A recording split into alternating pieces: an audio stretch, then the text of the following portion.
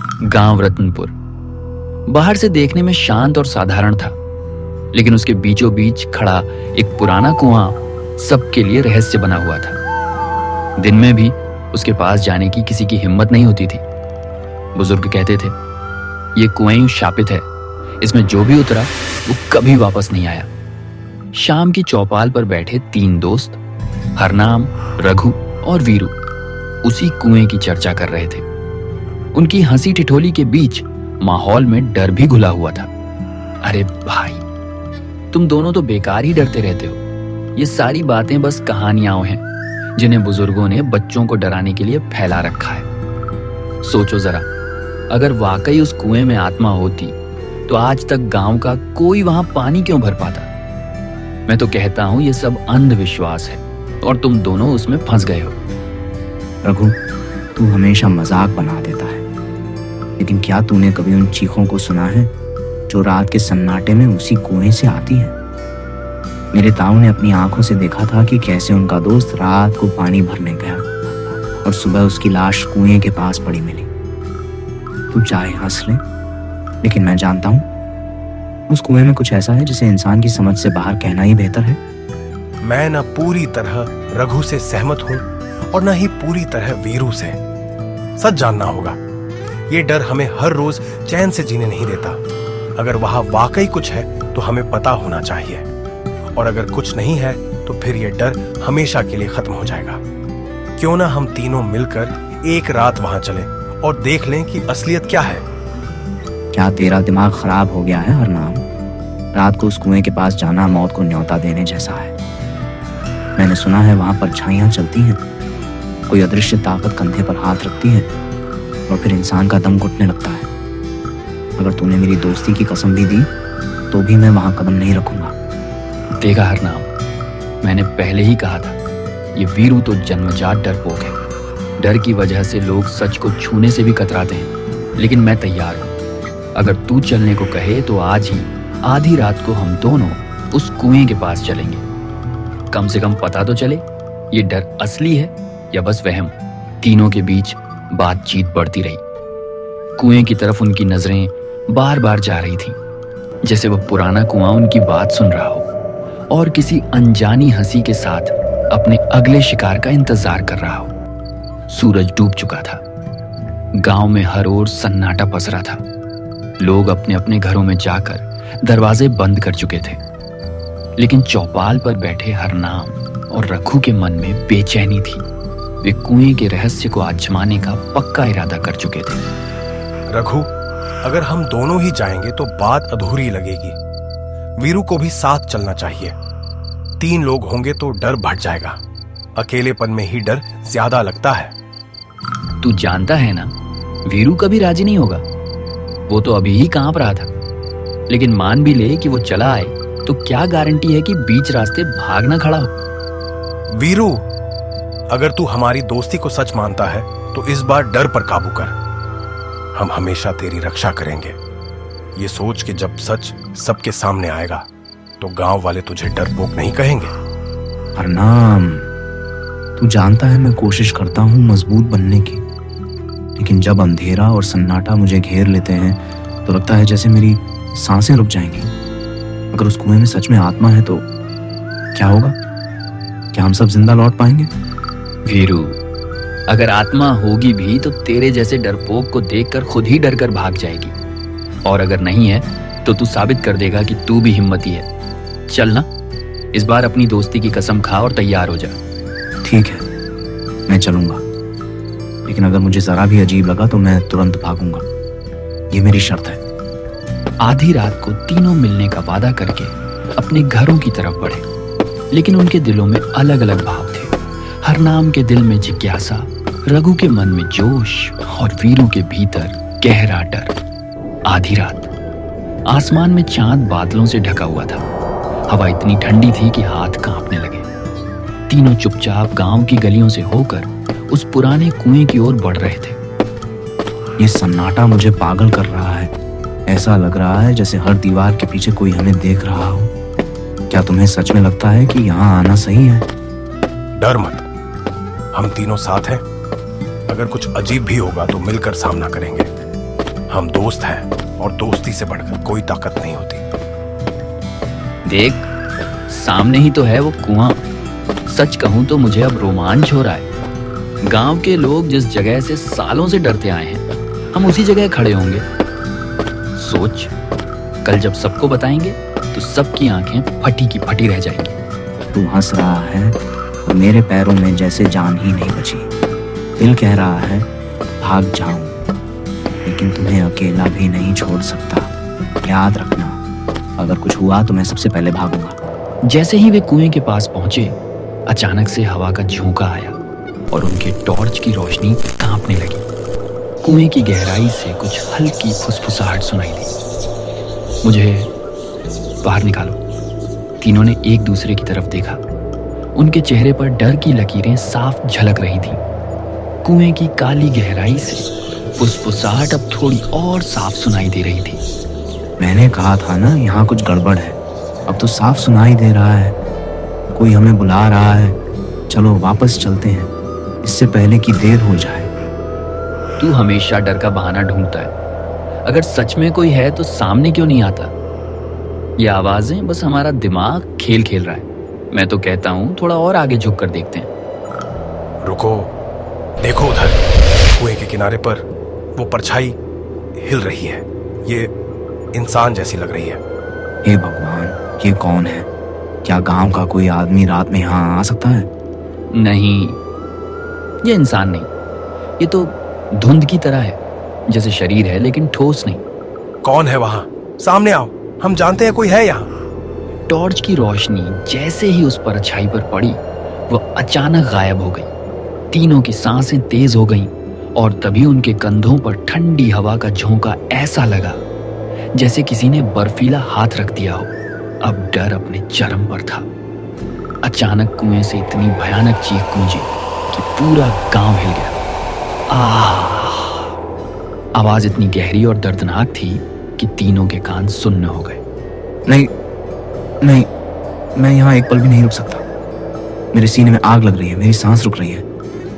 हरनाम, मुझे घर जाना है, प्लीज मुझे जाने दे। वीरू, भागेगा तो मर जाएगा। शांत रह और हमारी आंखों में देख, हम तीनों साथ हैं, अभी भी बच सकते हैं। कौन है तू? सामने आ। अगर सच में आत्मा है तो सामने आकर अपना रूप दिखा। तुमने मेरी नींद तोड़ी, अब तुम सब मेरे हो।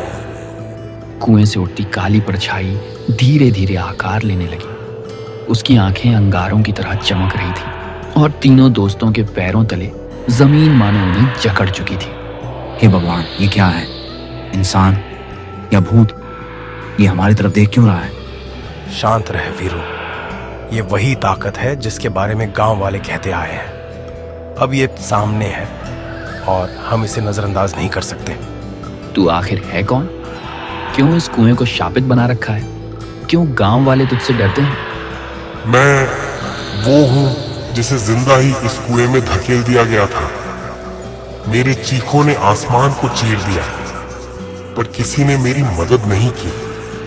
अब ये कुआं ही मेरा घर है और जो भी मेरी नींद भंग करता है वो मेरी कैद में सदा के लिए खो जाता है। हरनाम, ये सच है। हमें अब भागना चाहिए। ये हमसे बहुत ताकतवर है, हम इसे हरा नहीं सकते। आत्मा की आवाज अब गहरी और भारी होती जा रही थी। उसके शब्द मानो तीनों दोस्तों के दिमाग में गूंज रहे थे। तुम जानना चाहते हो कि मैं कौन हूँ? सालों पहले इस गांव का एक किसान था मैं। गांव के मुखिया ने मेरी जमीन हड़पने के लिए मुझे चुड़ैल का साथी बताकर बदनाम किया। लोगों ने मुझे पकड़ा और इस कुएं में जिंदा फेंक दिया। मेरी चीखें, मेरी सिसकियां इसी पानी में घुल गई। तब से मैं हर इंसान से बदला लेने की कसम खा चुका हूं। तो तू बेगुनाह था और जुल्म का शिकार, लेकिन तू जो अब कर रहा है वो औरों के लिए भी मौत बन रहा है। क्या तुझे चैन नहीं मिलता? चैन? क्या तुमने कभी कुएं में डूबते वक्त अपनी सांस टूटते महसूस की है? क्या तुमने कभी अपने सीने पर पत्थर बांधकर मौत को आते देखा है? मैं अब सिर्फ बदला जानता हूं और बदला ही लूंगा। तेरा दर्द हमें समझ आता है, पर निर्दोषों को मारना तेरा हक नहीं। अगर तू हमें रोकना चाहता है तो सामने आकर हमें रोक।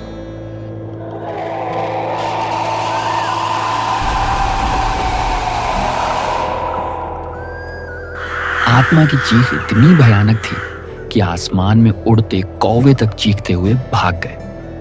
कुएं की ईंटें खिसकने लगी, मानो धरती खुद कांप रही हो। आत्मा की ताकत देखकर वीरू की हिम्मत टूट चुकी थी। उसका शरीर कांप रहा था और चेहरा पसीने से भीग गया था। वरना मैं नहीं रुक सकता। मुझे लगता है अगर मैं एक पल और यहाँ खड़ा रहा तो मेरी आत्मा भी इसी कुएं में कैद हो जाएगी। तू चाहे मुझे कायर कह, पर मैं अब भागूंगा। वीरू, अगर अभी तू भागा तो मर जाएगा। ये आत्मा हमें छोड़ने वाली नहीं, हमें मिलकर इसका सामना करना होगा। सुन, दोस्ती का मतलब है साथ निभाना। अगर तू हमें छोड़ देगा तो हम तीनों में से कोई भी नहीं बचेगा। तेरी जान भी हमारी जान से जुड़ी है। हिम्मत जुटा, पर थोड़ी देर और। ठीक है, मैं रुकूंगा, लेकिन अगर मुझे लगा कि मौत हमारे सामने खड़ी है तो मैं दौड़कर भाग जाऊंगा। तुम चाहो तो मुझे कायर कह लेना। आत्मा की परछाई अब और गहरी हो चुकी थी। उसकी आंखें लाल हो गईं और उसके मुंह से काले धुएं की लपटें निकलने लगी। अचानक आत्मा ने अपना लंबा धुंधला हाथ बढ़ाकर रघु की गर्दन पकड़ ली। रघु की सांसें रुकने लगी और उसका चेहरा नीला पड़ने लगा। हरनाम, करो। उसे छोड़ दे, उसका तुझसे कोई लेना देना नहीं। अगर तुझे किसी से बदला लेना है तो मुझसे ले। तुम सब एक जैसे हो, गांव वालों की औलादें जिन्होंने मुझे मारा। तुम्हारी सांसें मेरी सांसों का बदला है। हमें माफ कर दे। हमने तेरा क्या बिगाड़ा है? हम बस जिज्ञासु थे। हमें छोड़ दे, कसम से हम कभी दोबारा यहाँ नहीं आएंगे। आत्मा ने धीरे धीरे रघु की गर्दन छोड़ दी।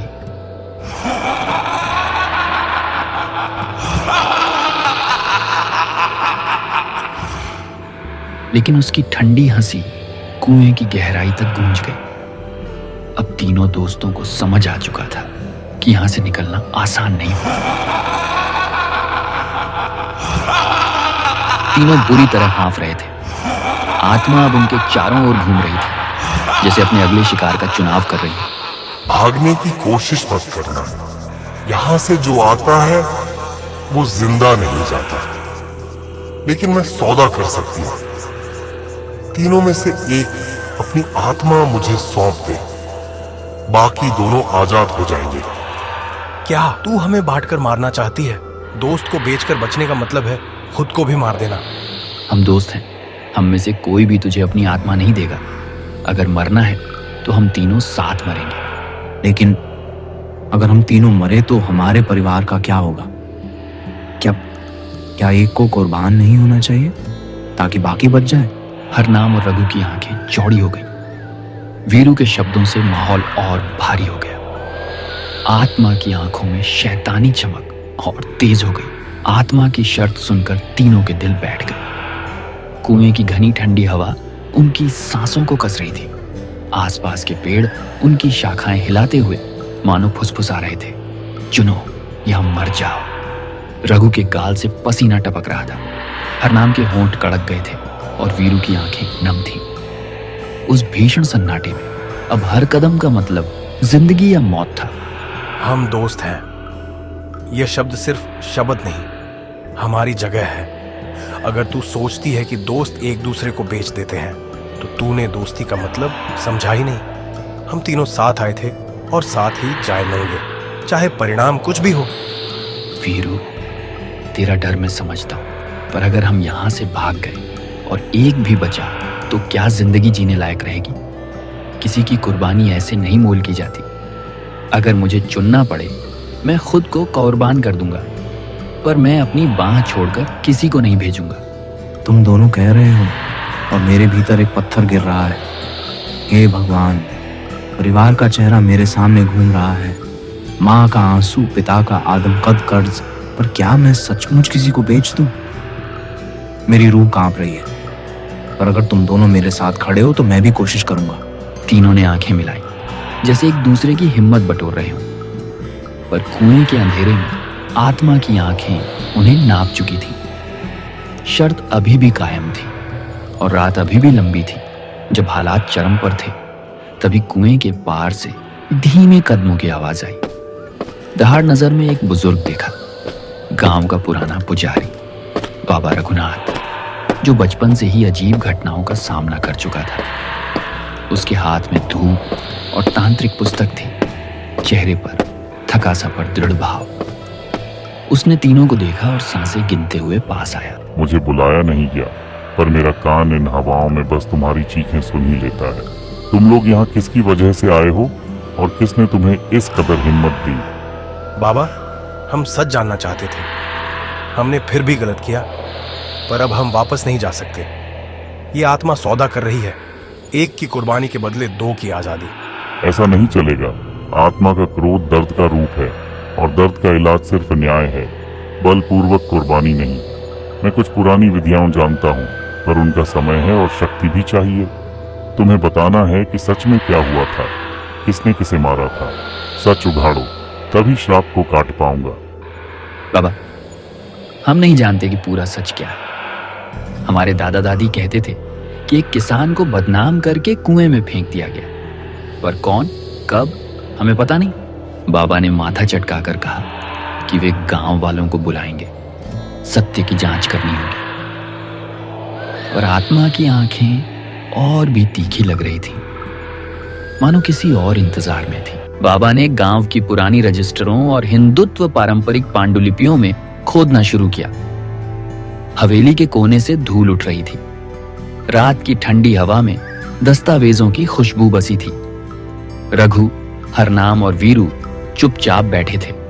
हर शब्द अब मायने रखता था। यहाँ लिखा है, 24 साल पहले गांव में सूखा था। सरपंच ने किसानों की जमीन हड़पने की कोशिश की। एक किसान, नाम है जगन्नाथ, उसने मुखिया की नीतियों का विरोध किया। गांव ने उसे जुल्म का ठप कर दिया और आखिरकार कुछ लोग उसे कुएं के पास ले गए। तो ये वही था जगन्नाथ, पर उसे किसने धकेला? कौन था बुरा?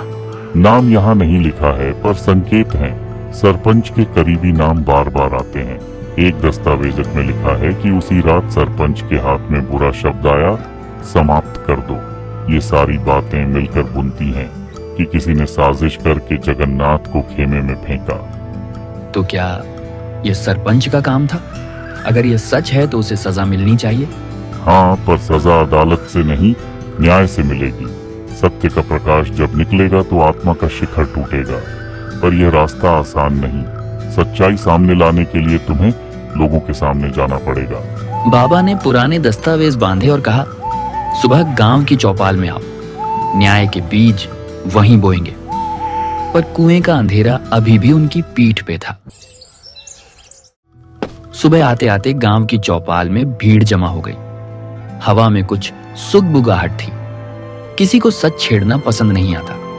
सरपंच खुशनुमा चेहरा लिए मंच पर खड़ा था, पर उसके हाथ हल्के कांप रहे थे। भीम, रघु, हरनाम और बाबा सब वहां मौजूद थे।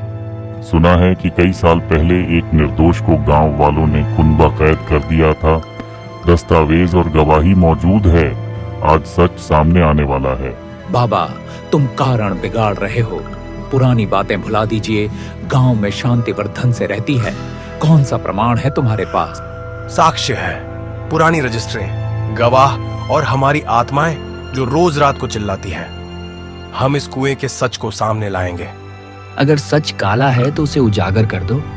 डर के कारण अन्याय छिपा नहीं रह सकता। जो भी गलती हुई हो उसे कड़ाई से निपटाया जाए। चारों ओर सन्नाटा छाया रहा। कुछ लोगों की आंखों में शर्म, कुछ की आंखों में पहले की मासूमियत की परछाई।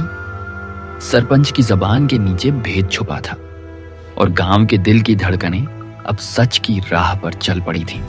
चौपाल की बहस जब हिंसक हुई तो एक बुजुर्ग ने हिम्मत कर चोरी सी आवाज में कहा कि उस रात उसने कुछ देखा था, पर किसी ने उसे डराया था। धीरे धीरे लोगों के मुख खुले और पुरानी सच्चाइयां बाहर आईं, बातें जो सालों से दबाई गई थीं। मैंने तब देखा था मैंने देखा कि कुछ लोग रात गहरे में वहां इकट्ठे हुए थे। मैं छिपा हुआ था। मैंने देखा कि किस तरह से जगन्नाथ को घसीटा गया और कुएं में फेंका गया, पर मैंने कुछ नहीं कहा क्योंकि मुझे डर था। डर था सरपंच के बदले में अपनी जान खोने का। तुम झूठ बोल रहे हो, कोई सबूत नहीं है। ये सब तुम लोगों की बदनामी करने की चाल है। रामूलाल ने कहा, और अब तुम चुप नहीं रह सकोगे। सबूत दस्तावेजों में है। अगर तुमने सच नहीं बताया तो ये गांव क्या बन गया? क्या हम सब डर के साए में जीते रहेंगे? अगर तुमने अपराध किया है तो अब समय आ गया है कि तू सामना करे। हम किसी का बदला नहीं ले रहे, हम सिर्फ न्याय चाहते हैं। सरपंच के चेहरे पर रंग उड़ाया। कुछ लोगों ने पीछे हटकर कहा कि सत्य का वजन अब और दबा नहीं सकता। गांव की चौपाल में जो फुसफुसाहट रही वह अब आक्रोश में बदल चुकी थी, और कुएं में दबी चीखों को शायद यही आवाज चाहिए थी, न्याय की पुकार। गांव की चौपाल में सच बाहर आते ही वातावरण भारी हो गया। अचानक तेज आंधी चली, धूल का गुब्बार आसमान तक उठ गया। लोग कांपने लगे, और तभी कुएं से एक गहरी चीख निकली। जगन्नाथ की आत्मा प्रकट हुई, पहले से कहीं ज्यादा भयानक। उसका चेहरा आधा सड़ा हुआ और आंखों में लाल आग थी। आखिरकार सच बाहर आया। मैंने सालों इंतजार किया। तुम सबकी चुप्पी मेरी कैद थी, और आज ये कैद टूट गई। जगन्नाथ, अब तेरा दर्द सबने सुना है। तेरी चीखें व्यर्थ नहीं रहीं। गांव ने तेरे साथ अन्याय किया, पर आज न्याय तेरा है। न्याय? क्या न्याय से मेरा जला शरीर लौट आएगा? क्या न्याय से मेरे बच्चों का भूख से बिलखना रुक जाएगा? नहीं, मैं शांति नहीं चाहता, मैं बदला चाहता हूं। जगन्नाथ, सोच, अगर तू वही करेगा जो सरपंच ने तेरे साथ किया था तो तेरे और उनके बीच क्या फर्क रह जाएगा? तेरी आत्मा आजादी चाहती है, न कि और खून। आत्मा का चेहरा कांपने लगा। उसकी लाल आंखें कभी आग जैसी चमकती, कभी धुंधली पड़ जाती, मानो उसके भीतर द्वंद्व चल रहा हो, बदला या मुक्ति। भीड़ के बीच सरपंच की हालत बिगड़ रही थी। उसका माथा पसीने से भीग गया था और हाथ कांप रहे थे। अब वह झूठ और बहाने में नहीं छिप सकता था। आत्मा की नजरें सीधे उसी पर टिकी थी। हाँ, मैंने ही करवाया था। जगन्नाथ मेरी राह का कांटा था। गांव वाले मेरी सत्ता को चुनौती न दें, इसलिए उसे चुड़ैल का साथी बताकर मरवा दिया। मैं दोषी हूं, मैं पापी हूं। तो तू मानता है तू ही मेरा कातिल है? जगन्नाथ, तेरे कातिल ने तेरे सामने अपराध कबूल किया। अब तुझे निर्णय करना है। तू इस गांव को और खून से भर देगा या सच को उजागर कर अपनी आत्मा को मुक्त करेगा? अगर तू इस पापी को मार देगा तो गांव हमेशा खून से दागदार रहेगा, लेकिन अगर तू न्याय कर देगा तो तेरी आत्मा को सुकून मिलेगा। तेरी कहानी याद रहेगी। डर नहीं। आसमान काला पड़ गया, बिजली कड़कने लगी। आत्मा ने हाथ उठाया और सरपंच हवा में लटकने लगा। भीड़ चीख उठी। सरपंच का गला दबा था, उसकी आंखें बाहर निकल आई थी। बचाओ, कोई मुझे बचाओ। जगन्नाथ, इसे मार मत। अगर तूने इसे मार दिया तो तेरा दर्द कभी खत्म नहीं होगा। तेरी आत्मा कभी चैन नहीं पाएगी। बदला हमेशा और बदले को जन्म देता है। तेरे पास मौका है अपने दर्द को इतिहास में बदलने का, न कि और खून में। तेरी कहानी आने वाली पीढ़ियों को सिखाएगी। मुझे शांति चाहिए, पर मेरा दिल अब भी चलता है। सत्य का प्रकाश तुझे राह दिखाएगा। तेरे आंसू बहेंगे और तू मुक्त होगा। जगन्नाथ, बदले से नहीं, न्याय से अमर हो। आत्मा का हाथ कांपने लगा। सरपंच जमीन पर गिर पड़ा। वो बेहोश था। उसके चेहरे पर पीड़ा थी, पर साथ ही शांति भी। आत्मा धीरे धीरे पारदर्शी होने लगी। भीड़ स्तब्ध खड़ी थी। सालों बाद मुझे न्याय मिला। आज मैं इस गांव को खून से नहीं, अपनी कहानी से बांध रहा हूं। याद रखना, सच दबाया जा सकता है, मिटाया नहीं जा सकता। मेरी आत्मा अब इस कुएं से मुक्त